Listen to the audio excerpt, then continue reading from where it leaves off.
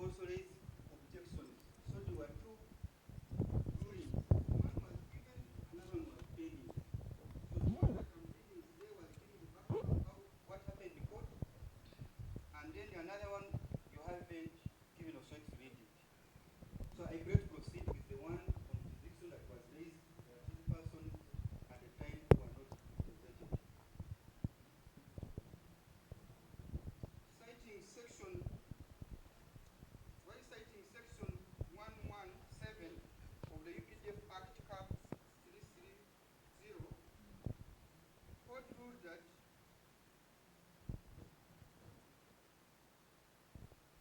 this honorable court had jurisdiction and has jurisdiction over the accused persons since they are all subject to military law by virtue of the same section. And ended there. And he proceeded and read the charges to the accused persons, to which they all pleaded not guilty. And then that's when Rukwago Elias, with due respect, no, by then he was not counsel, had no instructions, proceeded and also raised some objections as pertaining to the charge sheet. That's what we have. So I think I'm vindicated. Yes, because my record. That one was finished. Let us proceed. I was counsel seat. I was asking the Colonel that Jesus understood the charge read tune round one. I have heard and I have responded that I have objections to taking plea on this charge. My objections. You are right, but at this moment I'm asking you, the accused person, if you don't accept, you say I don't accept. If you accept, you say, yes, I accept. Accept what? There are two things. If you have had understood, another question is, do you accept or you don't accept? Accept what?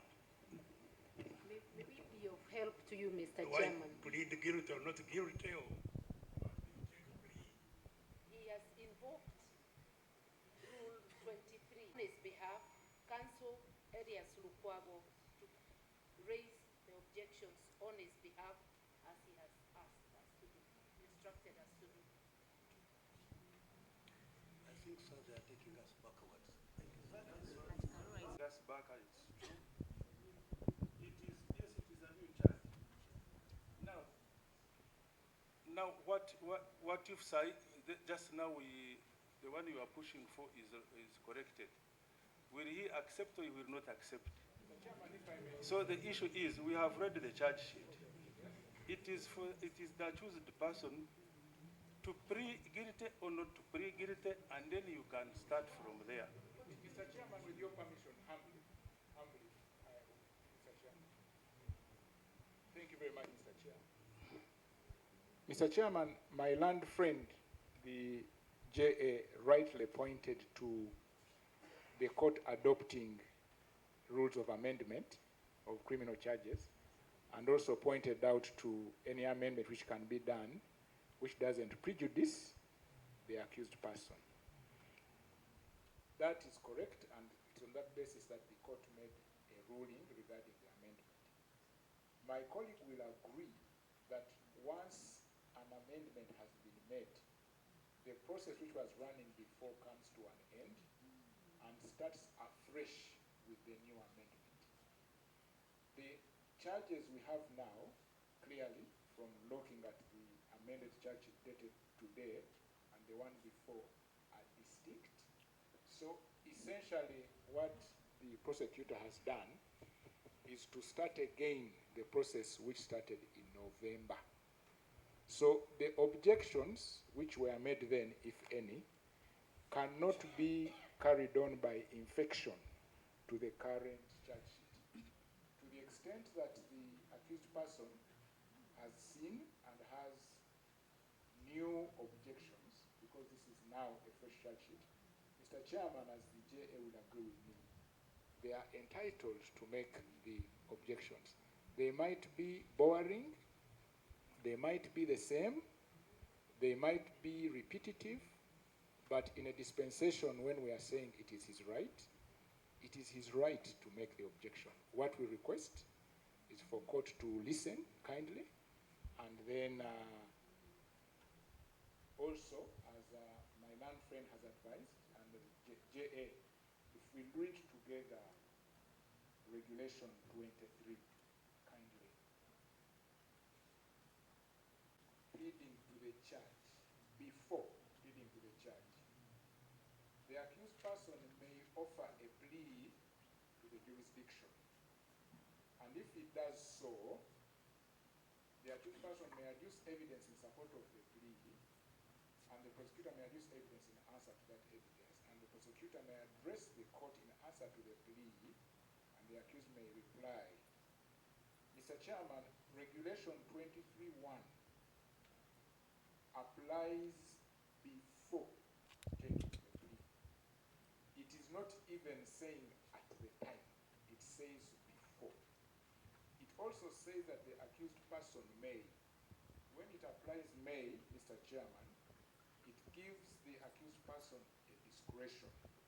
What we understand now, Mr. Chairman and members of the court, is that the accused person has chosen to exercise their right to raise an objection.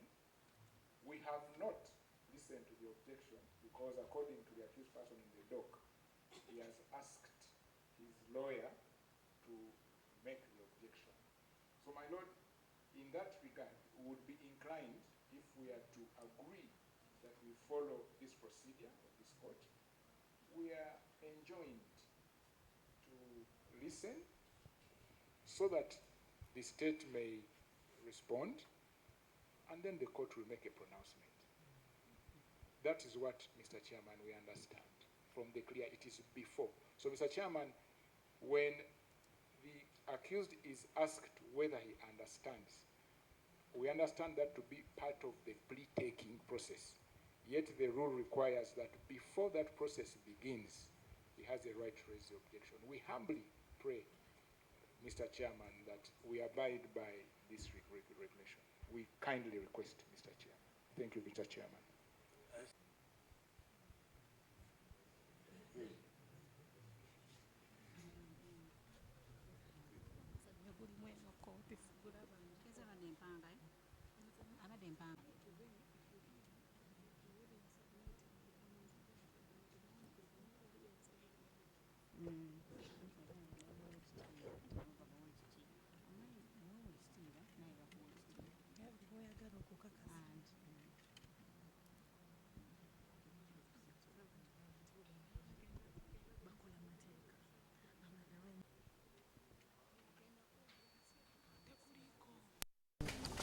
Court martial has got no editorial jurisdiction to entertain the charges as spelled out on the charge sheet, and it will be violation of Article 23 and 28 of the Constitution of the Republic of Uganda if you proceeded to entertain this matter.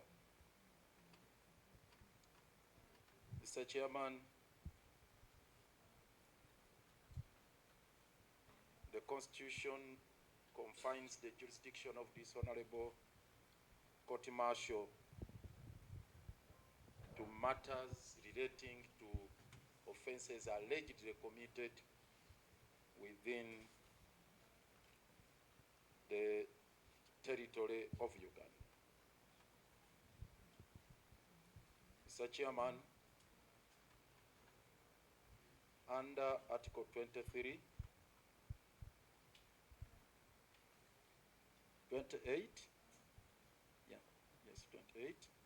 28:12, no person shall be convicted of a criminal offense unless the offense is defined and the penalty for it prescribed by law,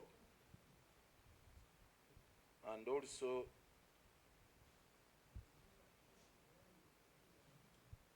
yes,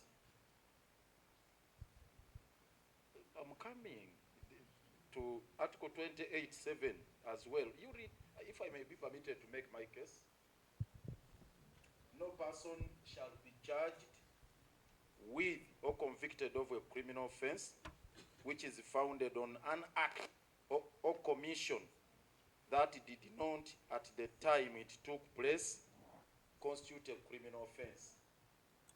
Mr. Chairman, when you look at the charge sheet, the particulars allege that while in Athens and in Greece, rather in Geneva, Switzerland, and also Kenya, in Nairobi, Kenya, the accused persons are alleged to have committed those offenses, particularly the allegations that they were found in possession of weapons which are ordinarily a monopoly of defense forces. Mr. Chairman, weapons in Kenya, or military hardware in Kenya, or Athens, or in Geneva, cannot be a monopoly of UPDF. The UPDF Act specifically talks about weapons which are a monopoly of UPDF, not the defense forces or security forces of Switzerland, of Greece, or of Kenya. When you look at the provisions of Article 28(7), those acts, the impandi acts spelled out in the charge sheet, would only constitute offenses in those countries, either in Kenya, in Switzerland, or in Greece. Because, Mr. Chairman, the particulars here, they are talking, Colonel Dr. Chiza Besigye, while at Riverside apartment in Nairobi, Kenya, were found in unlawful possession of a pistol model this, which is ordinarily a monopoly of the defense forces. Mr. Chairman, this one has two limbs.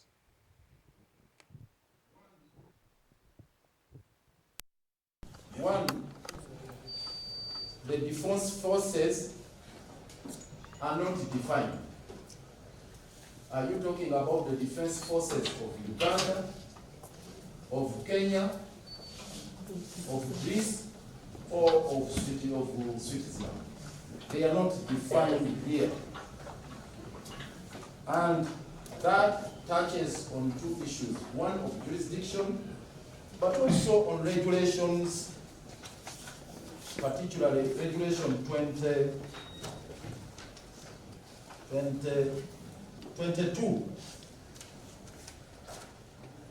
Regulation 22 provides as follows. An accused may, before pleading to a charge, object to it on the grounds that it's not correct in law or that it's not framed in accordance with these regulations. And if he does so, the prosecutor may address the court in answer to the objection, and the accused may reply to the prosecutor's address. This is Regulation 22 of your regulations here. An accused may, before pleading to the charge, object to it on grounds that it is not correct in law and that it is not framed in accordance with these regulations.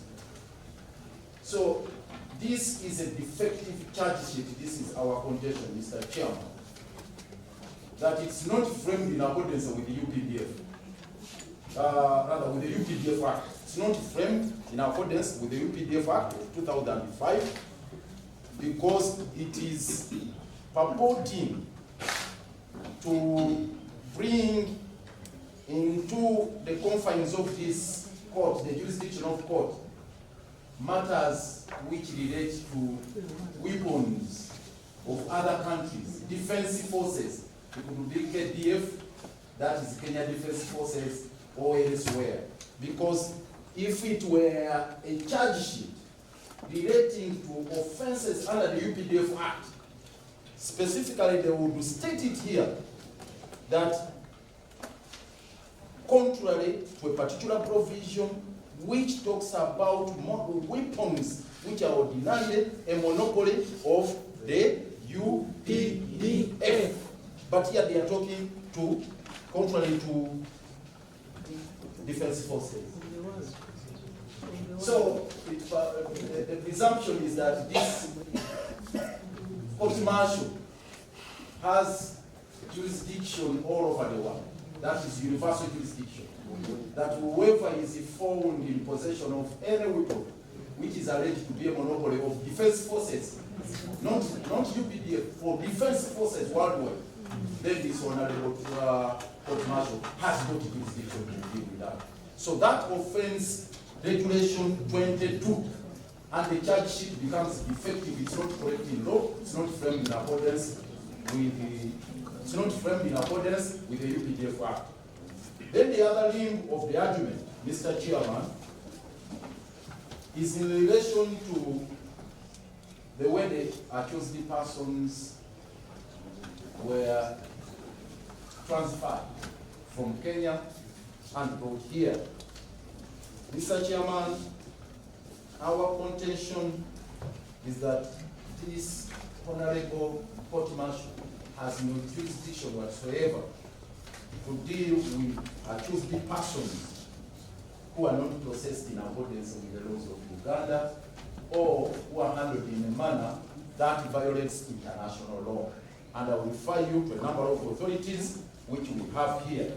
Mr. Chairman, I have the Ugandan case of Omar Owadi and 10 others versus the Attorney General.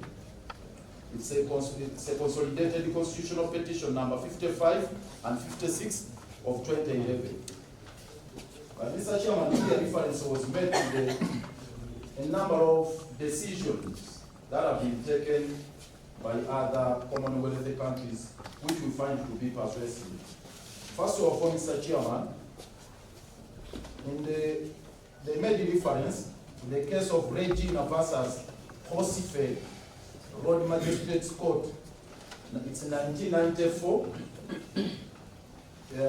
SC, Volume 1, page 42, where the House of Lords gave a genesis to the jurisprudence relating to matters of this nature.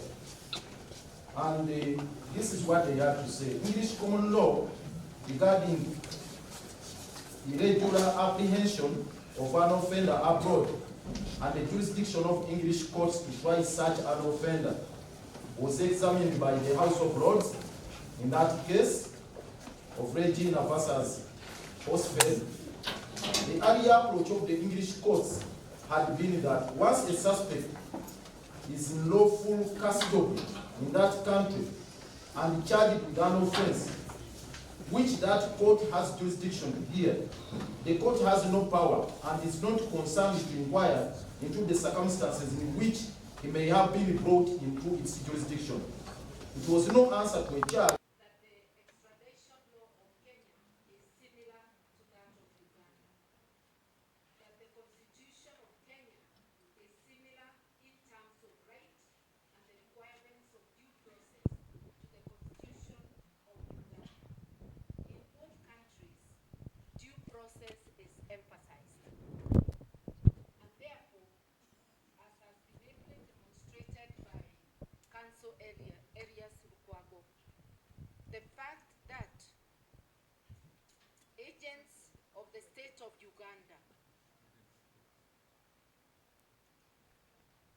arrested or abducted the two gentlemen from Kenya and brought him back without any court order from Kenya, because even where the states have an an extradition treaty, you still have to present a person to the court in the country of arrest. So they ought to have been presented to a court in Nairobi, and that court is the one that would have ordered for their being brought to Uganda. In that court, these two gentlemen would have had the opportunity to object to their being brought. They would have had a say. But now they were brought against their will. And the state, the arresting authorities, have actually violated the constitutions of Kenya and laws, the constitution and laws of Uganda, and the laws of the East Africa community. The Constitutive Act, Article 6 and 7, the rule of law principle, has been violated by renditioning Dr. Besigye and from Kenya.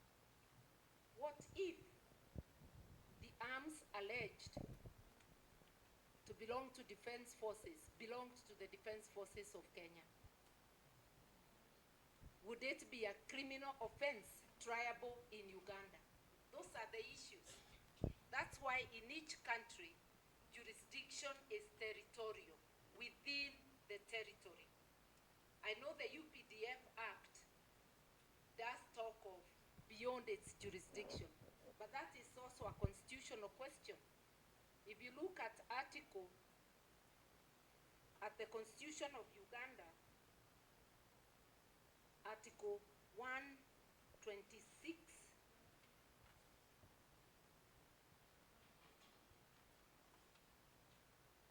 actually, judicial power, Article 129, the courts of judicature.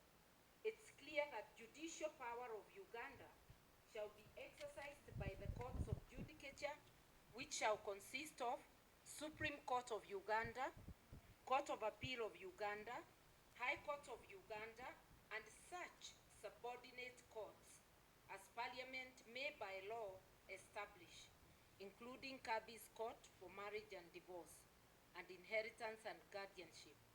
But I want here to agree that the UPDF courts are such subordinate courts set by law. But those courts, just like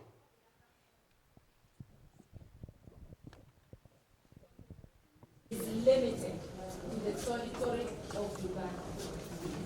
And therefore, if someone is brought from another country, like they were brought from Kenya, and if offenses are said to have been committed in Kenya, in Greece, and in Switzerland, you have no jurisdiction, because the Constitution of Uganda says so. The jurisdiction of the courts in Uganda is for Uganda territory. So we are asking you to strike out these charges so that our clients do not have to plead to defective charges, and to also put weight on the submissions of various people on the fact that even if you had jurisdiction and you submit, you do not. The fact that they were illegally brought here, the state is not permitted in law. It gives the boundaries of Uganda. I will not read, it's a long description of the boundaries of Uganda, but I refer you to it so that you find Nairobi is not within Uganda. And any offense committed in Nairobi is up to the authorities in Nairobi to prosecute somebody in the courts of Kenya. So you are being asked to take plea on a matter for which this court-martial and all courts in Uganda have no jurisdiction whatsoever. If it is in Athens, the courts in Greece will have jurisdiction. If it's in Switzerland, the courts in Switzerland will have jurisdiction, not the courts in Uganda. And the UPDF Act, made pursuant to the Constitution of Uganda, cannot amend the Constitution of Uganda. So if the Constitution gives territorial jurisdiction of the courts as Uganda, The amendment of the UPDF Act, which seems to expand the jurisdiction of this court beyond Ugandan territory, is unconstitutional. It must defer to the Constitution, and these charges must be thrown out. I give way to any colleague who may have something to add. For the supplement, we wait for the JA because He's absent. he's in charge of guidance on the land procedure. In a way, in case there is anything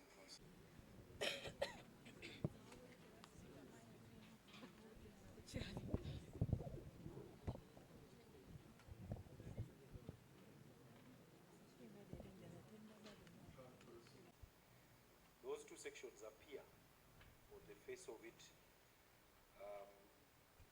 to grant jurisdiction for offences outside Uganda, but we contend that if that is the interpretation given by this court to those sections, then they are inconsistent with two articles in the Constitution, Article 79, the powers of Parliament, which are restricted to good governance of Uganda, and then Article 129 that my senior colleague has read, on the exercise of judicial power of Uganda.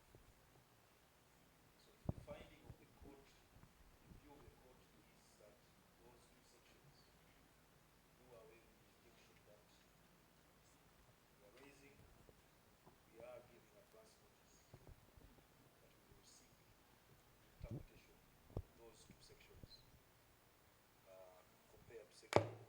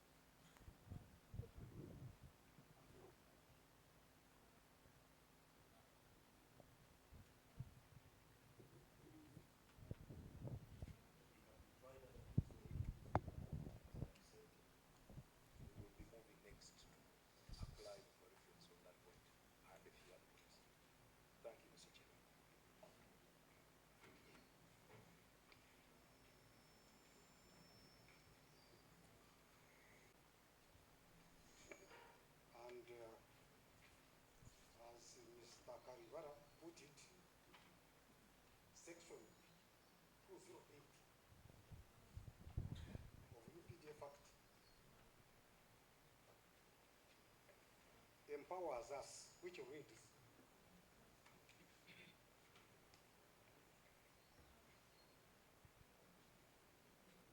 that a person alleged to have committed a service offense may be charged, dealt with, and tried under military law, whether the alleged offense was committed in Uganda or out of Uganda. And we are saying Greece, Kenya, and Switzerland, indeed they are out of Uganda. But it is provided by the law. And it is not this court that has those powers to repeal this law. When this law was passed, I believe Council could have been one of those that were in Parliament, probably had boycotted the parliamentary sessions. But it was there, it is there. There is that cost. I don't know whether he really read it, and it is not in this court where he can bring its unconstitutionality. Yet he knows where it is supposed to be in case it is unconstitutional. Section, so that one, in regard to territorial jurisdiction, chairman and court members, we have the jurisdiction. You also talked of defense forces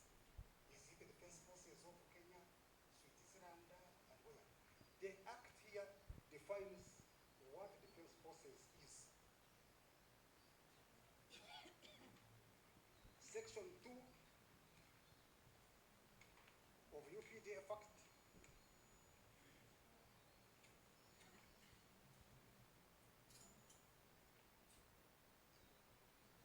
Until Section 1 defines defense forces means the Uganda People's Defense Forces.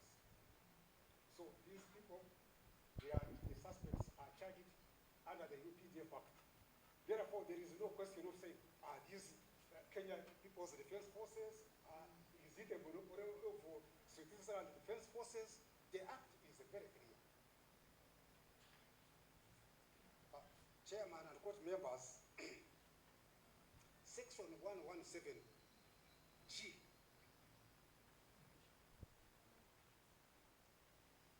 gives powers to this court, the court martial, to try people who are not otherwise subject to military law, but become subject to military law. That is G. Every person not otherwise subject to military law who aids or abets a person subject to military law in the commission of a service offense. And H, every person found in unlawful possession of arms, ammunition, equipment, ordinarily being the monopoly of the defense forces.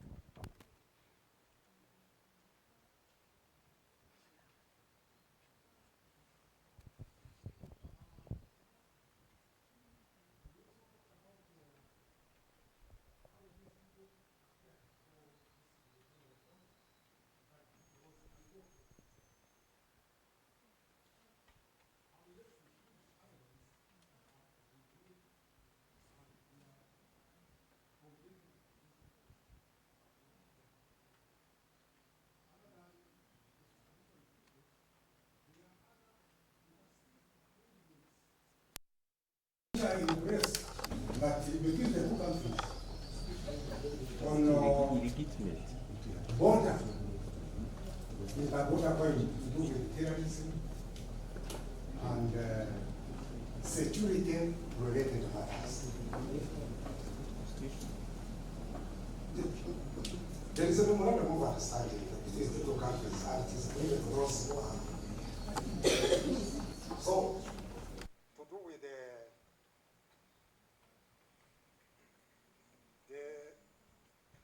how the accused persons arrived here, Chairman and honorable court members, it was an interstate arrangement that they came to be here.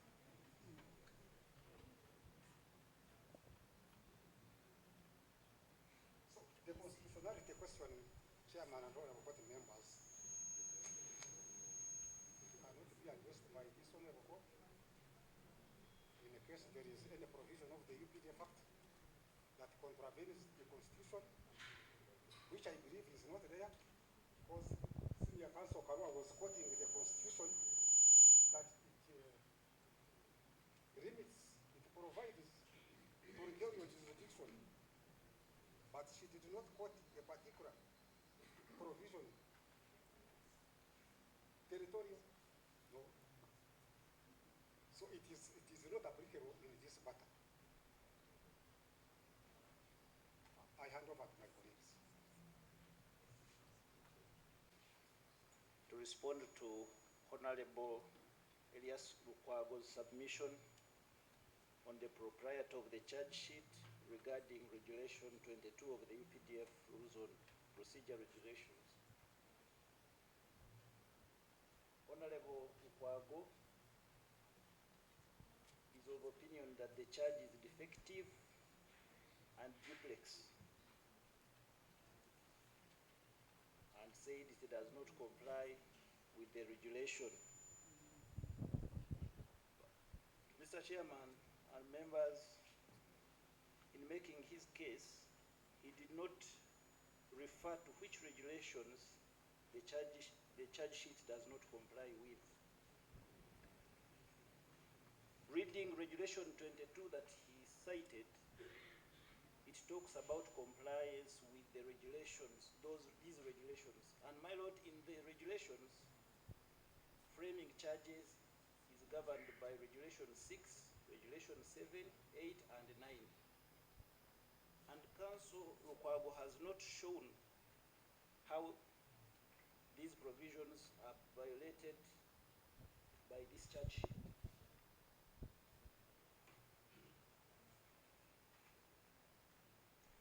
Council Lukwago also says the charge sheet is duplex. Our understanding of a duplex charge is one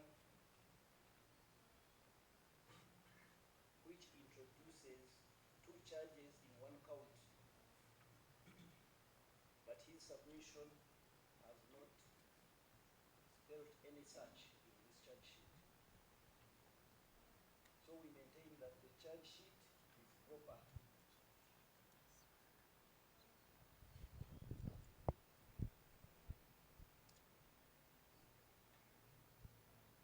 Honorable Council Lukwago, together with Senior Counsel Martha Karua, talked about the production of the accused persons before this court as being illegal. However, Mr. Chairman and members, the issue of illegality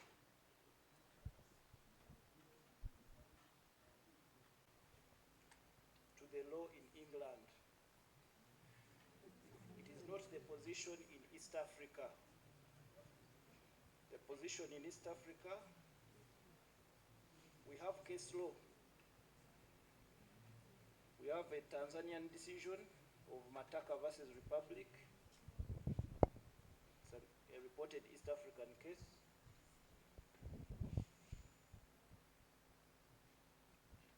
Where the East African Court of Appeal pronounced itself that once a person has been brought before the court, the issues of how he was arrested do not bar trial. It is reported in 1971 East African Law Reports at page 497. The issue regarded one of the accused persons called Mr. Chipaka, who was charged with treason.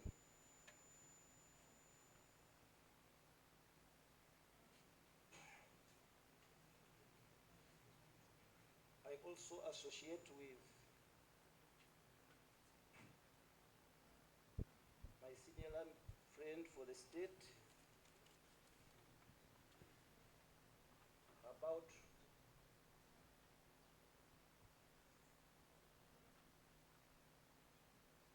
the position on extradition law. We maintain that extradition law is not the only mechanism of dealing with trans-border crime. There are other mechanisms like interstate arrangements, and they are also authorized by the East African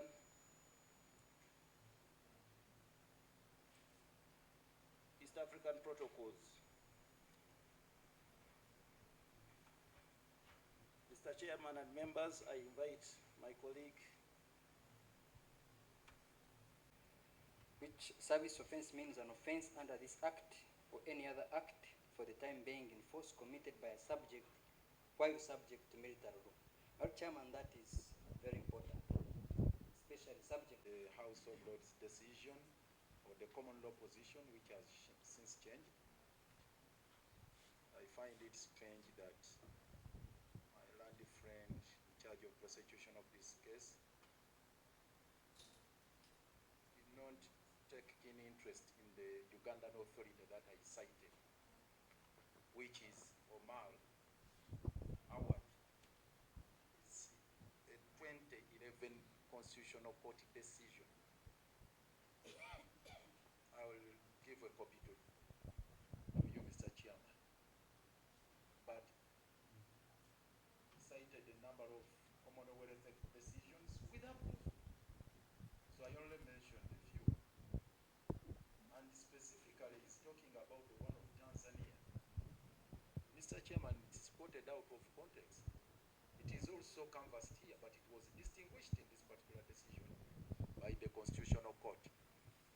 Constitutional Court upheld, rather was persuaded by the decision in Ibrahim, or State versus Ibrahim, the South African decision of 1991. And the facts are almost on all fours with this one. If I may give you the facts briefly, the South African Court of Appeal allowed an appeal against the conviction of the appellant for treason. The appellant, a member of the military wing of the African National Congress, who had fled South Africa while under a restriction order, had been abducted from his home.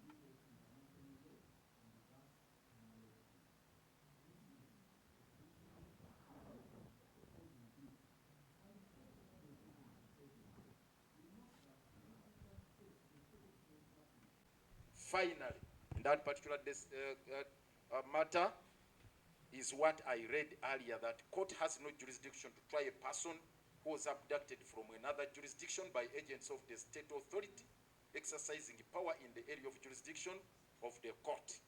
That puts this matter to rest, and this is a court, this is a constitutional court whose decision is binding on this general court martial. Then regarding the definition of the defense forces and the incurably defective charge sheet, because we maintain it's incurably defective. When you state in the particulars that a pistol and ammunition found in possession of Colonel Dr. Besigye and Obed Tari at Riverside apartment in Kenya, which is a monopoly of defense forces, Mr. Chairman, it would be stretching the UPDF law to levels of absurdity to state that a weapon found in Kenya is a monopoly of UPDF. That would be absurd. That a pistol found in Kenya is a monopoly of UPDF. That would be an absurdity. This is the defectiveness we are talking about in the charge sheet. It cannot be, and it could only be a monopoly of UPDF.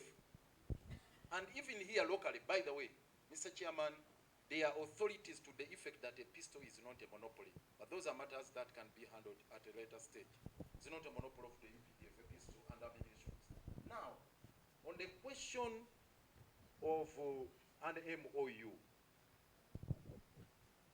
this sounds strange. Couldn't it be a submission coming from lawyers who went to the law school and they are here dealing with the matters of this nature, grave as they are? Because, Mr. Chairman, we are talking about matters of life and death. And you are talking about an MOU to override a written law. When you look at this act, the Extradition Act, which commenced on the 20th of July 1964, in the long title, Mr. with pistols and rounds of ammunition. Would they want to suggest that those are all subject to martial law here in Uganda? This is the absurdity we are talking about in this charge, that it's not particularized, and it is duplex in nature, that it purports to bring all these issues of ammunition, of the pistol and whatnot, all lumped together to make it as if It's one count which is put here. So basically, on the question of evidence, as I wind up, Mr. Chairman and honorable members, that we should have laid evidence before you regarding the way they were transferred here. Mr. Chairman, the charge sheet speaks for itself. The record is very clear before you that all their the prosecution has averred that indeed, although the rendition was illegal and unconstitutional, there are other mechanisms through which they can have the suspects brought in Uganda. Incidentally, Mr. Chairman, the prosecution has conceded that indeed, actually it is an admission that indeed the state committed illegalities and constitutionality while bringing back the two accused persons, Dr. Besigye and Adjournment, back to Uganda. Mr. Chairman, I implore you and your entire court, the entire panel, that find no difficult while striking out the charge sheet, throwing out all the allegations, Mr. Chairman. Mr. Chairman, set our clients free. There is nothing to prove. The prosecution has miserably failed and has conceded, has admitted. I thank you. I beg to submit. And I have also cited Article 6 and 7 of the East Africa Community Constitutive Act, which I say have been violated because they oblige member countries to follow the rule of law principle. When you violate Kenya, the Constitution of Kenya on due process in Article 50, the Constitution of Uganda, the laws of Uganda, and even immigration laws, because at the border, their documents were not stamped. We are saying they have come before this court pursuant to illegal acts by agents of the state. According to the Evidence Act, must prove. I have not talked about an extradition treaty. It is, Mr. Prosecutor, I am not going to do your work. Produce the extradition treaty before the court. Produce the MOU before the court.